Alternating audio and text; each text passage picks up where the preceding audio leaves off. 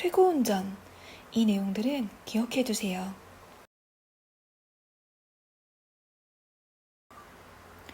이 소설은 다양한 설화를 바탕으로 최치원의 일생을 구성하고 있습니다. 알고 보면 하늘에서 죄를 지어 내려온 천상계의 인물이라는 점에서 적강화소가 드러나고요. 어릴 때 금돼지의 아들이라는 오해로 버려지게 되는 것이나 당나라의 학사들과 글재주를 다투는 장면, 함 속의 물건을 알아맞히는 것이나 당 황제의 함정과 계략을 신묘한 재주로 이겨내는 모습 등은 실제 인물인 최치원을 주인공으로 하고 있지만 허구적인 소설의 주인공으로서 창조해낸 장면들입니다. 이와 같은 다양한 설화적 화소들은 최고운전이 아닌 다양한 고전 소설에서도 확인할 수 있는 부분들이니까 한 번쯤은 확인해 두세요. 그의 일생은 전형적인 영웅의 일대기를 따르고 있습니다. 최치원은 인간 세상에 유배되어 온 천상계의 선인이었습니다. 그리고 6개월 만에 출생하는 비정상적인 태생을 보여주죠. 이후에 금돼지의 아들로 오해받아 버려지게 되는데요. 하지만 천상계의 도움을 통해서 고난을 헤쳐갑니다. 뛰어난 문학적 재능을 가지고 있었기 때문에 문제를 풀어서 국가를 위기에서 구하고 중국으로 건너가 중국 황제와 대결하여 그 실력을 인정받는 등 자신의 지위를 굳게 다지는 모습도 나타나죠.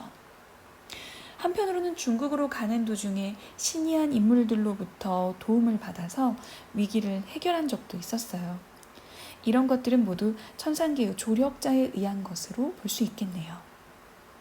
하지만 차이점도 있습니다.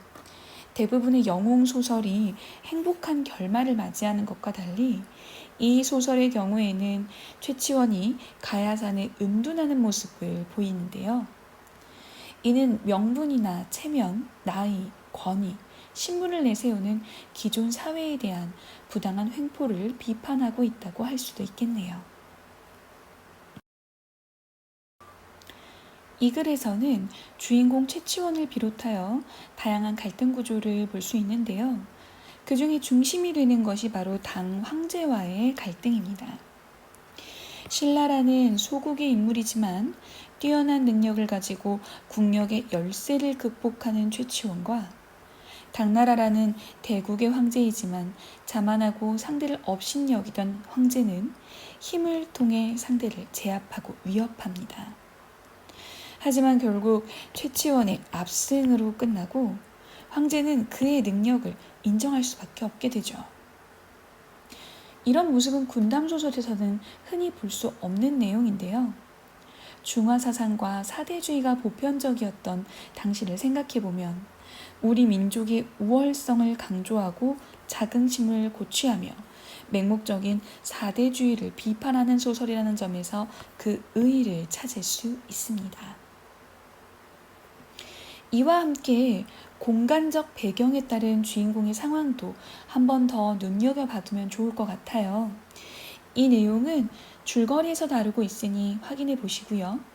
더불어 최치원의 제가야산 독서단이나 추야오준 같은 작품도 이 기회에 복습해 두는 것이 좋겠네요. 여기까지 최고운전이었습니다. 고생하셨어요.